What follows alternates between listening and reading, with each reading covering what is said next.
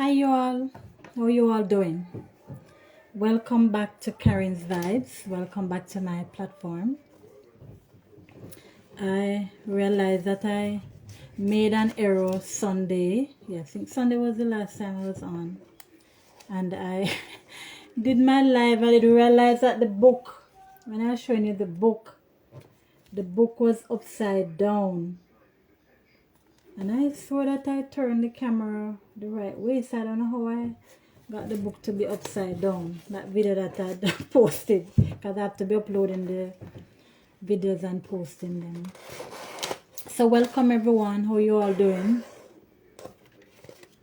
Hope you guys had a good day today. Well, the day is not all yet done, but I hope today was a good day for you all. So before I delve more into the book, there's something I came across this book online this morning. I think it was after 4 when I woke up, because I tend to wake up very early. And this book just caught my attention because I'm a bookaholic, you know. If you ever heard that word, I'm a bookaholic. And the name of the book, it says the name of the book is Love Yourself Like Your Life Depends on It. And that I had to stop. I had to pause. I said, wait. Love yourself like your life depends on it. And it's by Kamal Raviant. Kamal Raviant. Love yourself like your life depends on it. I love it. It's a lot of us, you know, we just think, most persons, and why I had to pause and say how society, you know, grows that we have to do things a certain way. You can't think outside the box, you know. Everything has to be done a certain way. And I had to pause. Most of us don't love ourselves. Most of us don't accept ourselves for who we are. Even if people think that we're weird or boring or irrelevant or whatever people think. I don't care what people think. Love yourself. Look in the mirror each day and say, I love you. Look at yourself and say, I love you. A lot of us don't have self-love. So for those who don't have self-love, need to get this book. Or even go online and read it. But me, I'm one of those persons that love the physical book. Call me weird, I love the physical book. I love having the physical book. So it says, Love Yourself Like Your Life Depends on It, by Kamal Raviant. And I hope I'm pronouncing his name properly, you know. It's spelled Ravikant. So if I've not pronounced it properly, I hope someone out there will correct me, or later on I can look back. So please try and get that book. It's really interesting. I listened to most of it this morning. I said I have to go on Amazon and get that book. I have a Kindle, but as I say, I like having the physical book. Anyway, so guys, folks, love yourself. Love yourself like your... So I'm going to borrow his words. Love yourself like your life depends on it. I don't care what people say about you. Love yourself. Accept yourself for who you are. That's very important. Alright, so I wanted to... because I don't want this book to be drawn out and what have you. So let's delve right into the book again. Where we left off. So as I said, the name of the book, and I hope the book is not upside down this time. Come Back, Old Iron Blow, by Elkanah Roll. Narrated by Karen Ware. Alright, so we had stopped at, but his pleas were ignored. So, alright, so let me just read back from here. So let's see, y'all ready? You must not be so mean. So if you're following from where I left off, you will know where I'm picking up from. You must not be so mean. He continued pleading, but his pleas were ignored. So that's where we had stopped. Again, he glanced up the road. A slim, tall woman was in fact making her way in his direction. but it certainly was not Emmeline. He was relieved. Teacher Turnbull tried to stare him down. "Oh, you looking at me so hard, teacher? Sure, teacher, don't treat me so. Ladies and gentlemen," and then I write the ladies like how the name, the word would be spelled properly, you know. Ladies, Ladiz, Ladiz, and gentlemen, Genlkemen. So you're the speaker now. Ladies and gentlemen, nothing going on from morning. I am wondering if anyone is interested in doing some business with me, came the voice of Jaggerman from the edge of the crowd. So did him look like one Sam Fine in Jamaica? They say Sam Fine man, one original. Came the voice from the crowd. Everyone looked simultaneously. Sometimes I have a list. Oh Lord, forgive me. Simultaneously in his direction. "What type of business you do, Jaggy?" asked a man from the crowd. "You are not the one to ask me that. You know me good, since you don't know gambling. Everyone knows that I am a wandering gambler. If I am unable to do some business, I can't stay here. I make my living by gambling." At least I'm honest. "I go from place to place to ply my skills," confessed Jaggerman, while unabashed. "Any day I can't get to gamble, I feel tormented. I feel like ants and yam up my skin. I get hooked sometimes, but most days I hook someone." I'm honest, man. What a way I'm honest, people. "What a thing happening, Master God's world," exclaimed Miss Joplin, softly, not wanting Jaggerman to hear her. "Could you imagine that one can be so sinful as to be declaring himself to be a gambler in the presence of Pastor Matthews? In the presence of Parson Matthews, Pastor Johnson, and Mr. Turnbull, the principal of the school." So, we have this singing, well, I think we still have it, the singing, well, I'm talking about my country now, the singing Jamaica, where, you have persons of, respect or of, so there are certain things. So if you were out the road, this or no, and you cuss a bad word and a pastor is there, then I say, "But how you manage to cuss in front of the pastor? You don't have no respect, man." So you still have persons like that. We say, "Oh, you can't be talking in front of well, back in the day, I don't know if people are really like that now. Then I say, you can't talk those things in front of the principal or the teacher or the pastor, because people have that high respect for persons in those type of persons in the community." I'm not saying that they don't know. I'm just saying that back then you couldn't, certain things you dare not say in front of the pastor or the teacher. A person who hold a high rank in the community.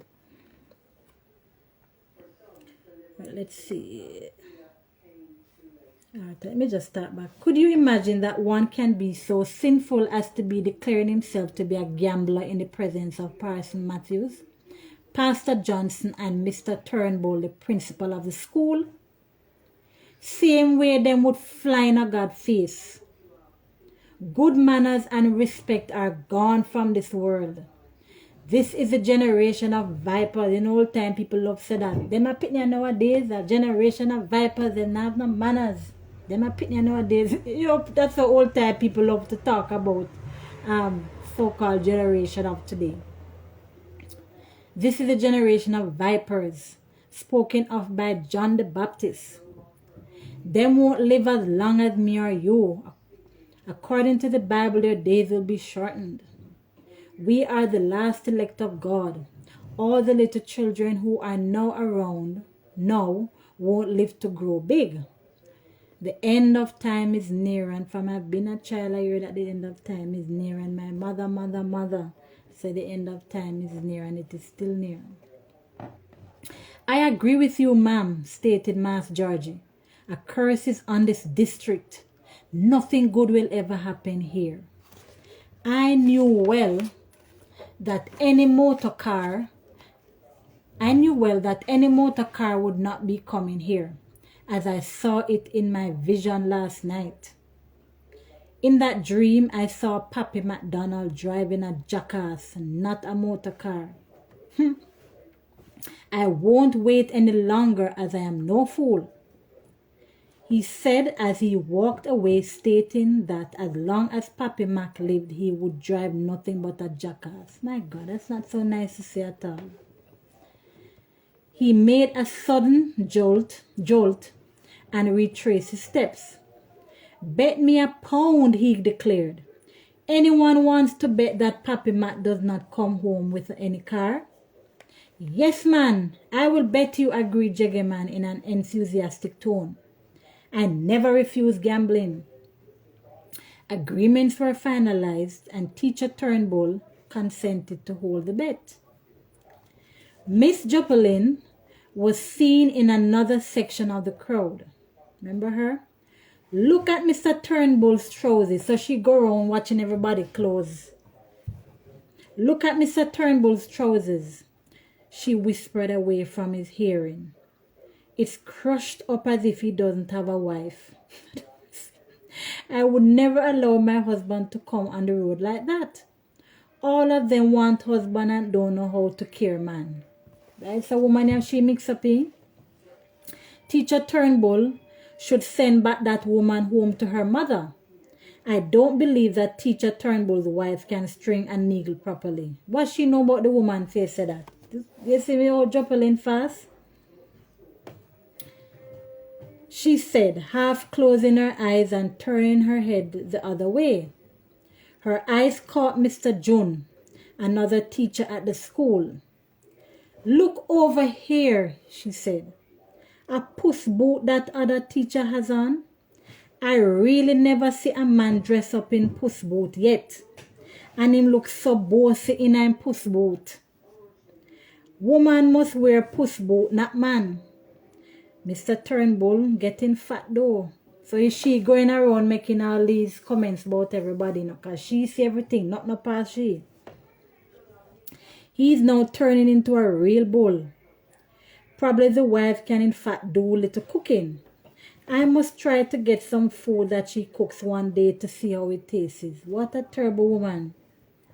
Joplin really an awful woman. What a weird character. Listen, listen, shouted Jaggerman. I hear singing. It's coming around the corner. Everyone froze and tuned his ears. Yes, they all heard the singing and it was getting louder, but not clearer. The voices were incoherent and slurred. It was easily recognized that it was the two notorious drunks. Kong Teeth, you hear them name your people? Kong Teeth and Bellyside approaching. They were making slow progress to the place where the people gathered. What a name, Kong Teeth and Bellyside.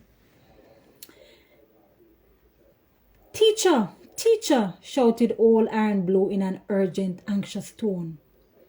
Mr. Turnbull looked at him without saying a word.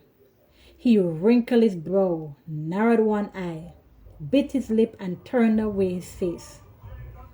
Give me my share of the wine before these old drunkards come. I know that they're going to beg you some of the wine. I am afraid of not getting any.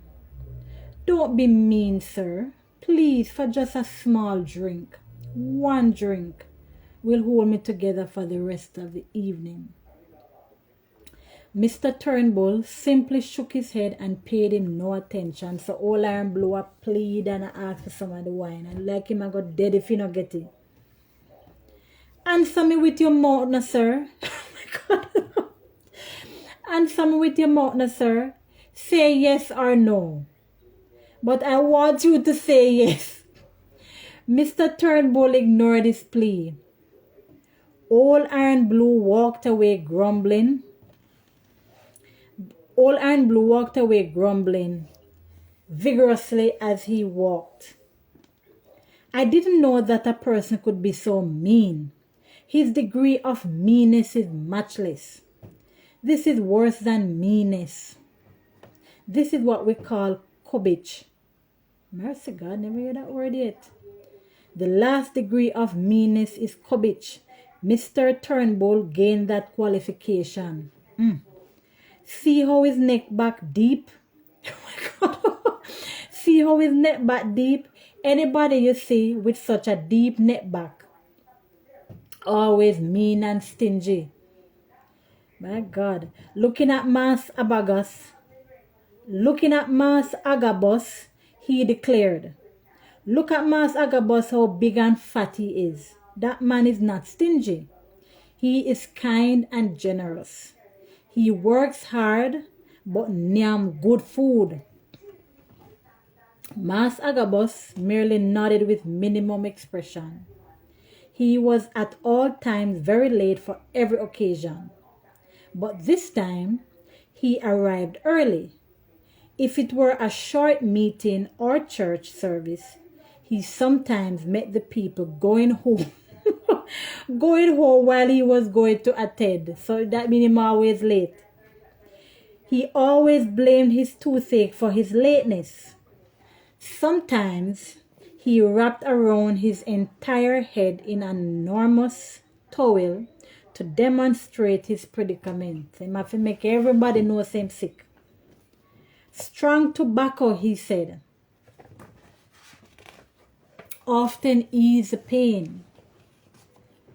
Old Iron Blue walked among the people, pausing every now and then to complain about the meanness of Teacher Turnbull. But he did not get a sympathetic hearing. Everyone explained that the wine was for a specific time and could not be opened until that time came. Old Iron Blue sat back in the grass. He looked blankly toward the sky for a minute or two. I wonder if it is me that wretched woman is following. I am wondering what is her motive, he whispered. I haven't seen her yet, but I am certain she's going to come here today knowing that I am here. He got up, dusted off his bottom. Every now and again he walked near enough to Teacher Turnbull, staring at the bottle of wine and using his tongue to wipe the corner of his mouth each time. Boy, I'm really paying after Teacher Turnbull's wine. Again he came walking from the back of the crowd. He paused. Look at Teacher Turnbull, Again he came walking from the back of the crowd. He paused, looked at Teacher Turnbull, whose face was covered with displeasure. But Old Iron Blue was going to make another try. Lord, I can almost smell the wine in the bottle. I love good wine. If I were at the wedding at Canaan when Jesus turned water into wine, I would lift up one whole barrel and turn in the bush with my Vidal can, teacher. He said, it is now getting late. Nothing will happen here again. So I try to convince Teacher Turnbull. Give me a little share of the wine. My throat is dry. My throat is getting dry.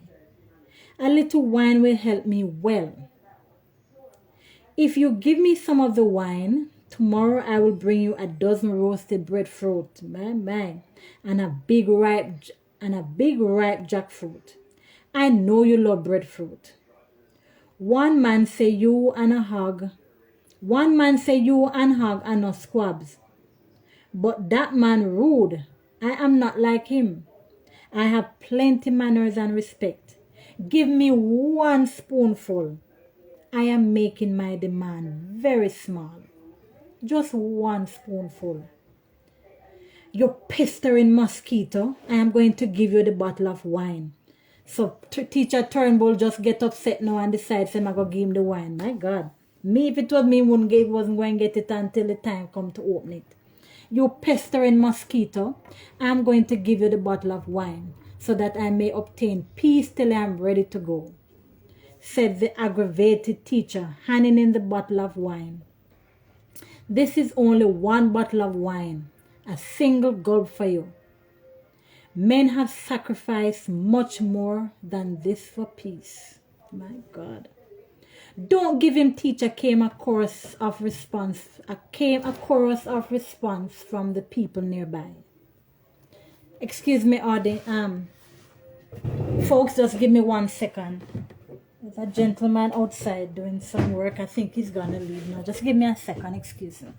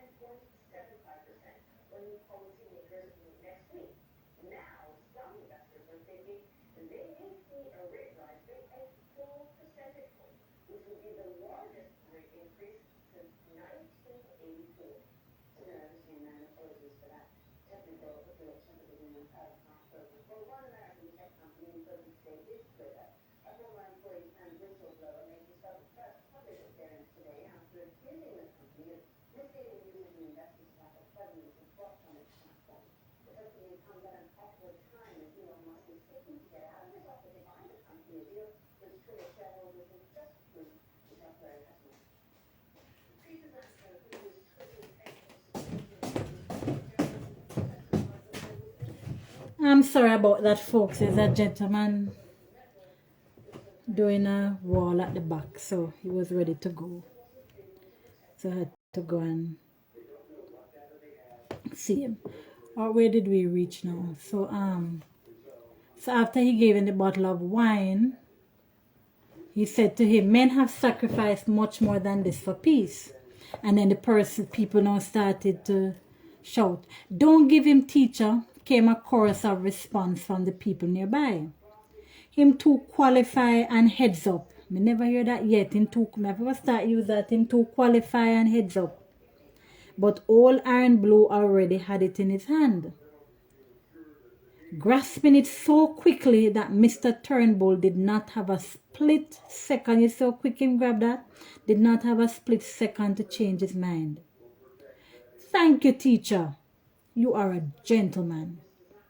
You are a good man, stated old Iron Blue. How will he pull the cork from the bottle? Asked one. He has no corkscrew.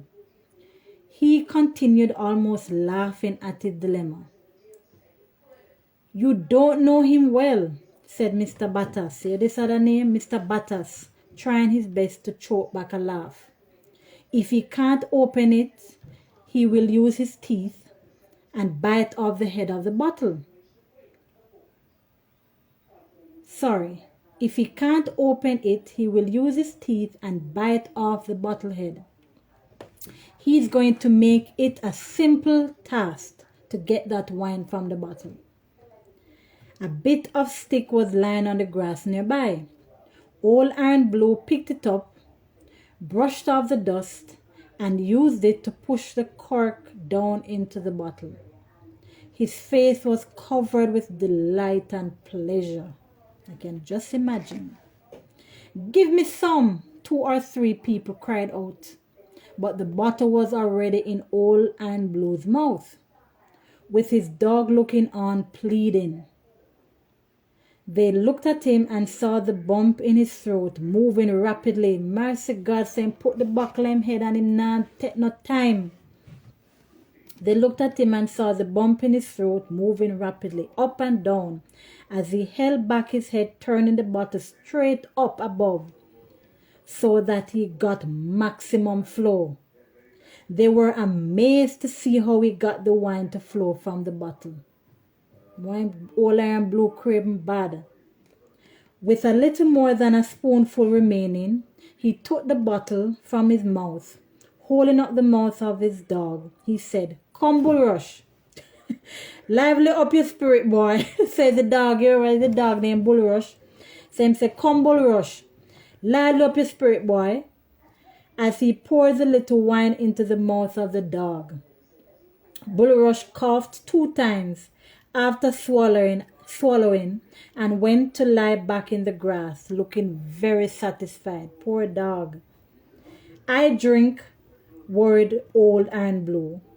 "I should be feeling very happy, but I'm concerned about this woman, Emmeline." So after him drink the wine now, his mind gone back to his secret admirer, the woman who is admiring him. "Does she want to marry me or does she want to kill me? I am wondering if old Iron Blue and Bulrush are brothers," said Mr. Butters. Kong Teeth and Bellyside had watched old Iron Blue as he disposed of the last drop of wine, and they were not amused. God, them remember them two, they're drunkards too, so they wouldn't be amused. These two were such great friends that the opinion of one is usually the opinion of the other. They were both small farmers with similar home conditions. A 2-bedroom house with a common law wife and 10 children. The notable difference was Kong Teeth kept a mule as his means of transportation, and Bellyside had a donkey. And Bellyside had a forgive me for that. Don't let when I get off track. The notable difference was Kong Teeth kept a mule as his means of transportation, and Bellyside had a donkey, but it was a big, strong animal, almost as big as a mule. In fact, he often boasted that he had the largest donkey in the world. Let me just decline this disturbing my life. Sorry about that.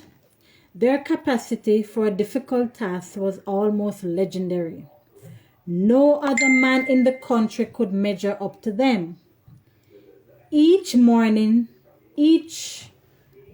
sunrise would find them in their fields, and they would not be on their way home until dusk.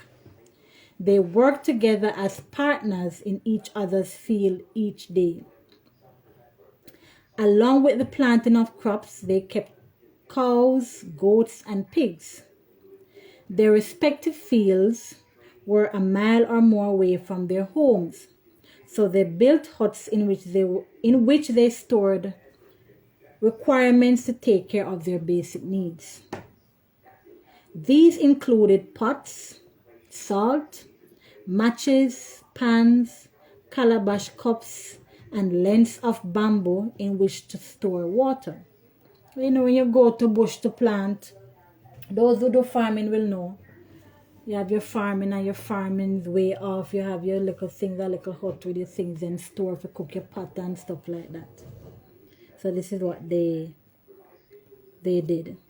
Small farming was not their only means of livelihood. They were also small traders in tobacco. Tobacco leaves, which they bought at Ladersvale Market, was twisted in such a way that it looked like lengths of rope. And those who go into Jamaican markets, you will know how they twist the tobacco into rope. When it's dry and they twist it into rope, you will know how that looks. So those who know going to the markets here, they will know how they do it. So they twist it into ropes, and you go into the market, you see it hanging down just like a rope. why they say twisted into ropes. These were sold either to shopkeepers, to individuals at the market, or to ordinary smokers on the road. Family of these men were well off when compared with the standard of their community. The most annoying things in their homes were that they would never formalize. Let me pause here so you can see conch teeth and belly side, and I'm praying that this book is not upside down. So you can see conch teeth and belly side. See them there? Drinking partners. So them ever at the bar drinking. Conch teeth and belly side.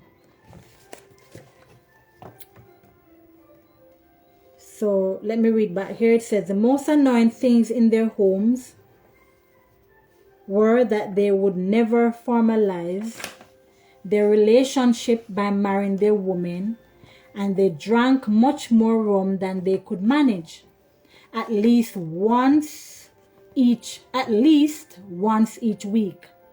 So they became uncontrollable. Mercy God. You know, some people when them drink, you can't control them. They make a fool of themselves. They had no preference for any specific day. So they would drink any day. You know, some people, you know, say them drink at certain day of the week. You know, so them are going to get drunk, or that's their habit. But them have any day that them drink. They had no preference for any specific day. They would decide the evening before what their task would be for the following day.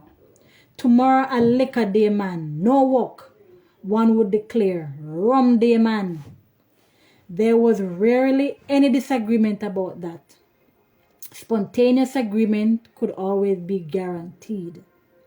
They decided they would drink and what time they would leave. Why they wore white shirts and striped neckties when they were going to drink, no one was ever able to tell. So people that say that is some people would say that's their rum clothes or their rum uniform. Everyone thought that some darker shade of clothing would be more appropriate, as they always returned all plastered in mud, especially on rainy days. Everyone in the community came to know their rum clothes. You know what I say? Their rum clothes. When they were dressed in their rum clothes, excuse me, I don't know why this call keeps coming in. Sorry about that. Everyone in the community came to know their rum clothes. When they were dressed in their rum clothes, everyone knew what that meant. The sleeves of the shirts were rolled up to the elbow and the neckties hung loosely so that there was a great space between the knot and the neck. Miss Joplin believed that the rum shop was their church. So they dressed appropriately. For worship. She's so right. If I don't agree with anything that Miss Joplin does, she's right with this. Miss Joplin believed that the rum shop was their church, so they dressed appropriately for worship. She never put it better. Oh my God, I say we Jamaicans are such unique people. We just know if we find words and little phrases to fit everything. We're a unique set of people. There's never a dull moment here. It was observed that they were dressed in their rum clothes as they stumbled nearer to the crowd. They came from the road to the grassy hillside where most of the people sat overlooking the road below. Conch Teeth staggered towards old Iron Blue, who sat by his bucket, which still had some lemonade in it. Bulrush sat by his master patiently, waiting for the next morsel. Is what this you have in your bucket, looking like dirty water? Inquired Conch Teeth in his white rum voice. Looking scornfully at the bucket and wrinkling the side of his mouth and narrowing his eyes. Don't you see it is beverage in the bucket? Why you bother to ask? Answered Old Iron Blue, looking very annoyed. Before Old Iron Blue could say another word, Kong Teeth coughed deeply and let go one big, oh my God, this is terrible, one big load of spit into the bucket with the beverage. What a naughty man. Ew. The large, muscular Old Iron Blue jumped to his feet. I am going to teach you a lesson today. You love fast with people too much. No man ever ramp with me. No man ever ramp with me and my food and get away. You know, Old Iron Blue love him food. No man ever ramp with me and my food and get away, warned Old Iron Blue. Sorry about that. Seems as if the video had I was disconnected a while ago. So I hope most of it wasn't gone. I'm going to teach you a lesson today. You love fast with people too much. No man ever ramp with me and my food and get away, warned Old Iron Blue, moving towards Kong Teeth, who had retreated a little after spitting in the bucket with the lemonade. What a nasty man. You're not drunk at all. At all, Old Iron Blue continued. It is bad mind you have. When you want to fast with people, you smell rum glass and pretend like you're drunk. It is the same way you box Toto's wife and shake down Mass Ben little one-room house, nearly killing the poor old man, while pretending that you were drunk. You find your match today. If you didn't say in Jamaica, you find your match. You love growing and fast with people. Well, today you find your match. I wanted to beat you from that time, but I control myself. So Old Iron Blue, I confess. You want to fight me? Come, invited Kong Teeth, swaying precautiously but not going down. Leave the man alone, shouted the people. Don't you see him drunk? I'm not drunk, you know, I'm drunk. Knock him, Kong Teeth, inveigled belly side. Him only big and so. Him don't worth a thing. Knock him, me say. You're too hard, yes, man. Take me advice so that a female that drinking partner a boost him on. To fight Iron Blue. Take me advice. Not the man in him jawbone, Kong Teeth. If you want help, me will help you. Not the man, me say. Old Iron Blue grabbed Kong Teeth by the waist, intending to throw him to the ground. In a flash, Kong Teeth threw both arms around Old Iron Blue's neck, tightening them like a hangman's rope. They both fell to the ground and started rolling over and down the grassy hillside into the road. Mr. Butters, who had gone on an errand, came back in time to see them rolling, and he started to laugh. He laughed out so loudly and raucously that he hooted. He laughed until tears fell from his eyes, and he continued laughing.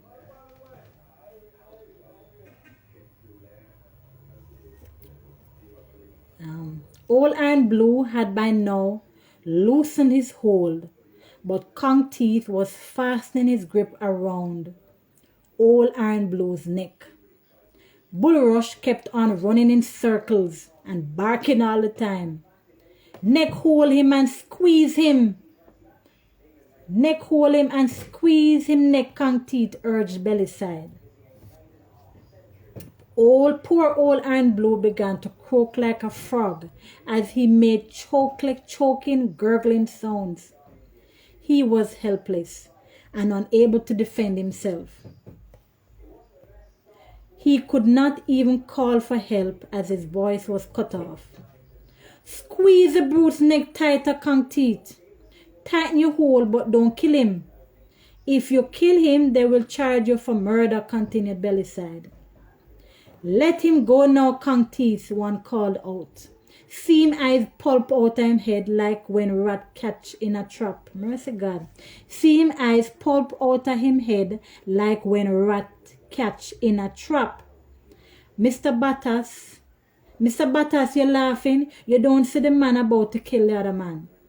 I am not laughing. I just opened my mouth to tell Kong Teeth to ease off, said Mr. Butters, trying to hide his laugh. Kong Teeth did not respond. The two men from the crowd, seeing what was about to transpire, quickly bent and with extreme force pried Kong Teeth's hands from old Iron Blue's neck. "You should not do that," Beliside chastised the men. "You should let Kong Teeth squeeze his neck some more." What a terrible man. Can you imagine telling the people, the men, to allow that? Mercy God. He wasn't going to kill Old Iron Blue. Old Iron Blue struggled a little, then sat leaning on the Old Iron Blue struggled a little, then sat leaning on the embankment. He was breathing heavily. Kong Teeth lay flat on his back with his eyes half closed. He looked extremely distressed.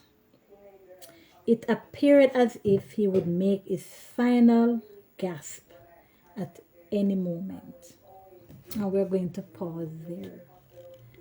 We're going to pause there, and tomorrow we will pick up. But can you imagine what a fight? What a fight, and then you have him friend there in trying to inveigle his friend to fight Old Iron Blue.